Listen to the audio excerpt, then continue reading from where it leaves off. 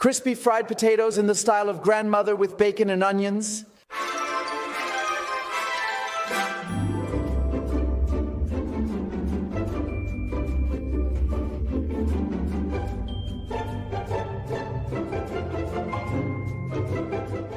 We achieve the best possible results when we use a boiled potato from the previous day in order to achieve the best results.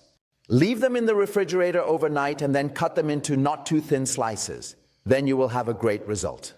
What we also need, of course, is a good pan. Even though it is non-stick, there is a bit of vegetable oil in it, and into the hot fat we now add the fried potatoes. You can hear it sizzle right away, and it has to. A fried potato needs high heat. And the worst thing you can do now, if you start stirring right away, please let it fry first, just a bit, Yusan, so that we can get some browning. What we also need right away, of course, is onions. And I haven't cut them too finely this time because we don't want them to burn. And I don't actually use fine bacon cubes, but rather I have these bacon strips. Frying fried potatoes has a lot to do with patience. Don't toss them too early, let them fry, because we want to have an even color. Only then will the fried potatoes be really nice and crispy. Today, I have this wonderful pan from Hoffman in use. It has an especially large diameter and features this flat edge.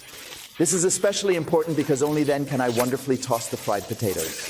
And then, of course, there's always the question of how do I season such a fried potato? We made a film on the topic of lamb. In that, we made a tomato butter. And in the last few days, I made a fried potato butter. It has everything in it. Salt, pepper, paprika, fresh oregano, caraway, a bit of nutmeg, perfectly balanced for a pan of fried potatoes.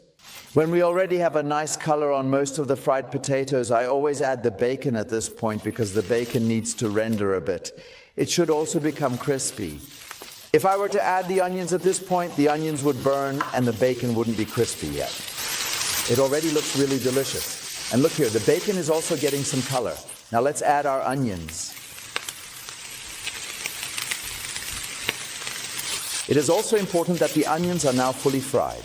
Now it's time to season. I love it, Jan. Just a tiny knife tip of nutmeg and a tiny knife tip of ground caraway. But we have our 1,000 homemade fried potato butters here. This fried potato butter has everything in it. You can recognize the oregano, and you can also identify the spices by their color. Salt and pepper are already included as well. Now we just toss them in and let everything melt once. And my fried potatoes are ready. Of course, this fried potato butter is just a helpful tool. It can certainly be done without it. But this way I kill two birds with one stone, because I always have my butter frozen in freezer 2001. I take it out, add it, and my fried potatoes are ready. Now let's plate it up. Fried potatoes, just like grandmother used to make.